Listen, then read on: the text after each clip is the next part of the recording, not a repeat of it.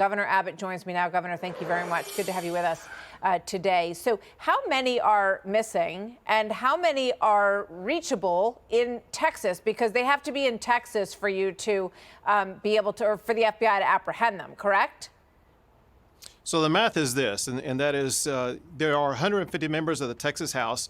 To have a quorum, they need 100 present. 88 are Republican, which means we need at least 12 Democrats. We believe that there are at least 12 Democrats in the state of Texas.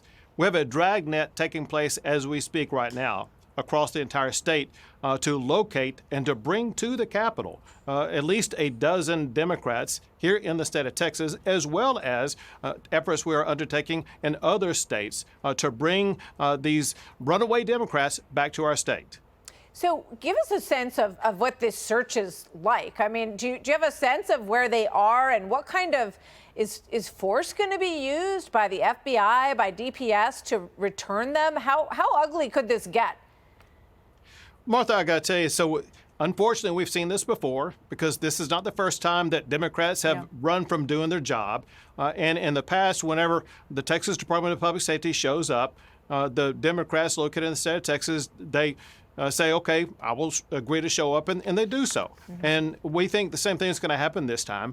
When a knock comes on their door and DPS officer is there, they realize that the gig is up and it's time to get to Austin, Texas. And so we do expect a quorum to be coming sometime soon. But listen, if it's not, we're not afraid, because a special session lasts 30 days. And I will be calling special session after special session. And we are going to get these maps passed, regardless of how long the Democrats hold out in these leftist states like Illinois, New York, and others. So if you get 12, you've got a quorum to go ahead with this. Will you leave the others out of state, or are you going to try to pursue them or get the other states to return them? How far are you going to go? Martha, I got to tell you, I think they fit right in Illinois and New York, and they talk about staying there. I'm not sure that they're needed back in the state of Texas. You know, you talked about taking care of the business in the state of Texas. It's not just redistricting, Martha. I put on this special session agenda responding to the devastating flooding, the deadly flooding took place in the state of Texas. These Democrats, because they broke quorum, have tied the hands of the state to be able to address the needs of our fellow Texans. Our fellow Texans are angry at these Democrats for not showing up and doing their job. Yeah. Well, I know Beto O'Rourke says that he thinks that what they're doing is the highest form of public service. And I want to just take a quick look at a couple of these maps. This is Massachusetts. In Massachusetts, there are only 9 House members. They are all Democrats. And there's no GOP House member from the state of Massachusetts, despite the fact that President Trump won 36% of the vote there in 2024.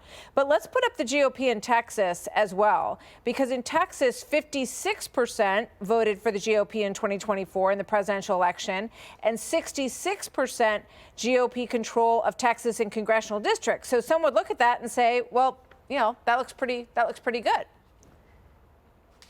So 2 things about that, Martha. One is, one of the surprising developments of all this is the revelation of the gerrymandering in California, in Illinois, in New York, and Massachusetts, like what you were talking about. Americans had no idea the way that they had drawn those lines.